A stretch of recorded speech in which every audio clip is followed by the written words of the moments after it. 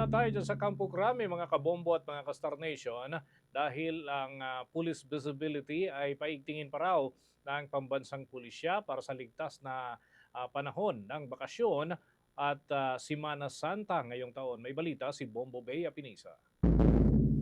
Mas paigtingin pa ng Philippine National Police ang kanilang mga preparasyon para sa nalalapit na Holy Week at maging sa buong panahon ng summer vacation ngayong taon. Sa mensahe ni Philippine National Police Chief Police General Jose Melencio Nartatis Jr. sa pulisya na siyang binasa ni PNP Deputy Chief for Administration, Police Lieutenant General Bernard Banak, inatasan ni Nartatis lahat ng unit ng pulisya na palakasin pa ang police visibility sa mga komunidad at ikasang malalim na pakikipag-ugnayan sa mga lokal na pamahalaan at ipatupad ang ibayong pag-iingat para sa kapanatagan ng publiko sa mga panahon na ito. Anya, kritikal ang presensya ng pulisya sa mga ganitong sitwasyon, lalo na inaasahan na mataas sa volume ng mga kababayang babiyahe at uuwi sa kanilang mga probinsya at ilan ding mga religious activities.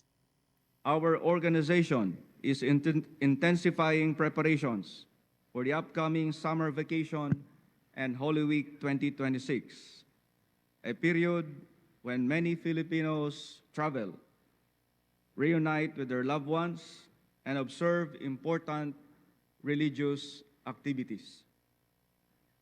During this time, the role of the Philippine National Police becomes even more critical.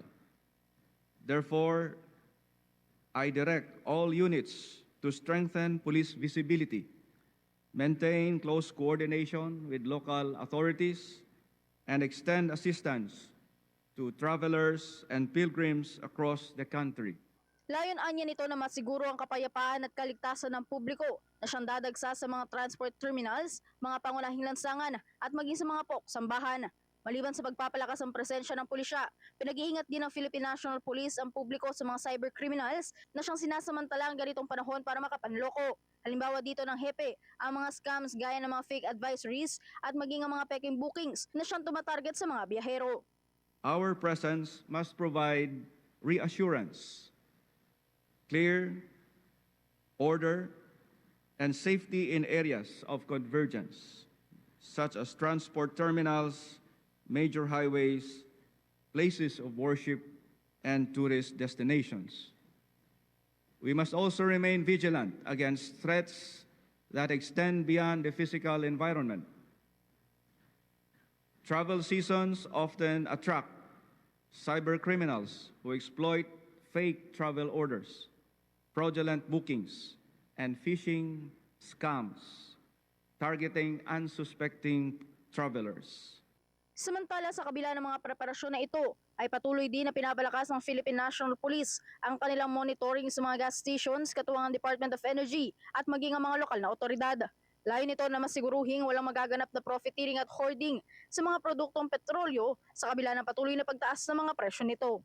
Mula dito sa Camp Crame sa Quezon City, ito si Bombo Bea Pinisa. And this is Bombo Radio Philippines, the #1 and most trusted source of news and information. Basta Radio. Bombo!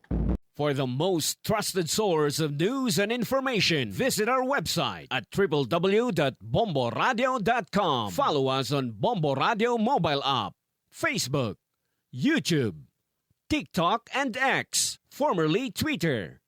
Like, share, and stay connected. Anytime, anywhere.